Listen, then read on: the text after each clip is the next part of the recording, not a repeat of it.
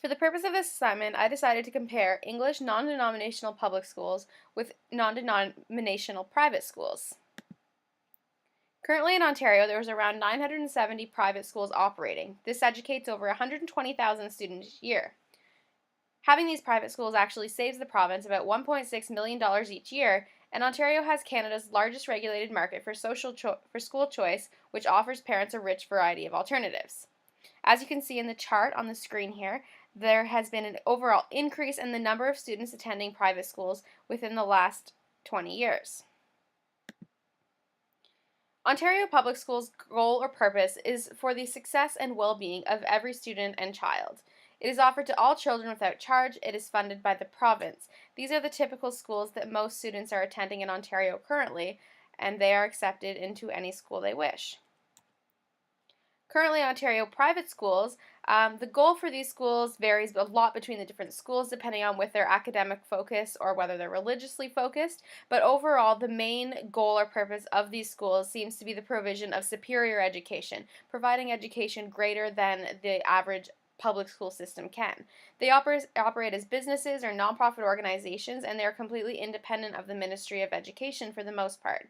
The ministry does not regulate, license, accredit, or otherwise oversee the day-to-day operation of private schools. They set their own policies and procedures, and the authority to grant credits is determined through a cyclical inspection process. Non-inspected private schools include all private elementary schools as well as private secondary schools that do not provide courses offering credits towards the Ontario Secondary School Diploma. These schools are not required to follow Ontario curriculum, although they must still offer instruction in any of the subjects in elementary or secondary courses of study. Inspected private schools, on the other hand, are seeking or have been given the authority by the Ministry of Education to provide courses offering credits towards the Ontario Secondary School Diploma. These include private schools offering a combined elementary-secondary curriculum, in which case the secondary school will be inspected, and private schools offering credits in an online environment. The policy requirements of a public school are very much regulated by the Ontario Ministry of Education. The ministry governs policies such as the learning environment, learning programs, support of diverse learners, student records, attendance, transfers, admissions, diploma requirements, school courses and procedures, experiential learning programs, and specialized programs. So basically, the Ministry of Education in Ontario basically governs everything that these public schools are doing. Private schools, on the other hand, the ministry's authority is fairly small. The basic requirements of the private schools are that they provide instruction anytime between 9 a.m. and 4 p.m. They have to be on any school day, teach 5 or more students which are called compulsory school age, and teach subjects of the elementary or secondary school course of study. The inspected schools, which I talked about on 2 slides previously, must also comply with ministry policy documents regarding their learning programs in order to grant their students the Ontario Secondary School Diploma. So as far as the governance goes, public schools, basically, as you saw on the previous slide, is regulated entirely by the Ministry of Education. Within these public school systems, you also have the school boards. Like in Oshawa, we have the Durham District School Board. So these school boards then can govern the individual schools, and the principals can there govern the schools individually. In private schools, on the other hand, the Ministry of Education does not regulate, license, accredit, or otherwise oversee any of the day-to-day operation of these private schools. They can be governed by a handful of different authorities, whether it be elected boards, churches, or mosques. For the religious private schools, they could be in boards of investors or just sole proprietors. Funding for these 2 different school systems, the public schools, the Ministry of Education is providing the school boards with funding through a series of grants. This is all funded by our Ontario tax dollars, and Ontario actually invests about $23 billion in the public education system each year. Private schools, on the other hand, do not receive any funding or any financial support from the Ontario government. The main source of income is tuition fees, which range from free in some religious situations to more than $20,000 per student per year. For teacher qualifications, in teaching in public schools, the teachers must have an Ontario teaching qualification, and they must be a member of the Ontario College of Teachers. In private schools, however, the schools can be staffed by these Ontario qualified teachers. They can be staffed by teachers with other qualifications, teachers with no formal qualifications. And actually, only about half of Ontario private school teachers have Ontario teaching qualifications. So essentially, these private schools can hire whoever they see fit for the positions. For pensions, the public school teachers must contribute to the Ontario Teachers Pension Plan. This OTPP actually matches everything that teachers put into the pension, so when they retire, they have a very hefty pension available to them. In private schools, however, less than 1% of the private schools in Ontario are contributors to the Ontario Pension Plan.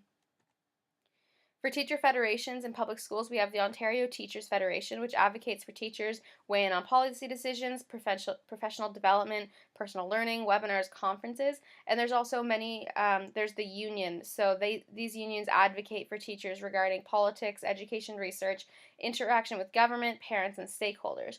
For private schools, on the other hand, there's the Ontario Federation of Independent Schools. So similar to OTF, the OFIS provides support, resources, and services to member schools, professional development, personal development, workshops, courses, and regional sessions. As far as special education goes in public schools, the Education Act mandates that all public school boards provide special education programs and/or services in their schools. The school board must establish a special education advisory committee in accordance with Ontario Regulation 464/97. And through this process, students can be referred to an IPRS committee where the student can be formally identified as exceptional. The principal must ensure that an individualized education plan is set for all of these students. And then the committee can make some accommodations or modifications according to their IEP and specific to the student's needs. In private schools, there is no formal requirements. However, there are actually specialized special education schools designed to support students with physical disabilities, behavioral disorders, mental disabilities, and communicative disorders. They offer alternative education and specialized support for these students and are often really well equipped to support children with specific exceptionalities. So, for example, there's actually specific private schools designed for students with autism. So again, here they can make the accommodations, modifications, but also have remediation, extra support, social skills programs, occupational therapy, psychotherapy, and speech language therapy. So why do Ontario parents choose private education? A study conducted in 2007 by Pelt et al. Found that overall the reason that parents are choosing private education is a disappointment with the public system. This is a factor in decision making for 94% of the parents surveyed, and 75% of the parents said that this disappointment was very important in their decision. Some of the positive reasons why parents chose the private education system was that the dedication of teachers, emphasis on academic quality and safety were much better in these private schools. They also said that higher quality teachers and classroom instruction, individualized attention, and motivating, supportive, nurturing educational environments were also very important factors in their decision. So, what is my opinion of these two types of schools? From a parent or student perspective, I think that private education can have a great advantage over the public school system. If parents can afford to send their kids to private schools, I think students can greatly benefit from what private schools have to offer, such as smaller class sizes and specialized programs specific for each student's needs, especially if there's a learning exceptionality involved. However, from a teacher perspective, I think working for the public education system would be much better. Ontario public school teachers are treated very well by the Ontario Teachers Federation and have an excellent pension through the Ontario Teachers Pension Plan. Public school teachers also have an advantage since they are part of a union and will be protected by the union in case anything ever goes wrong in their career. Thank you.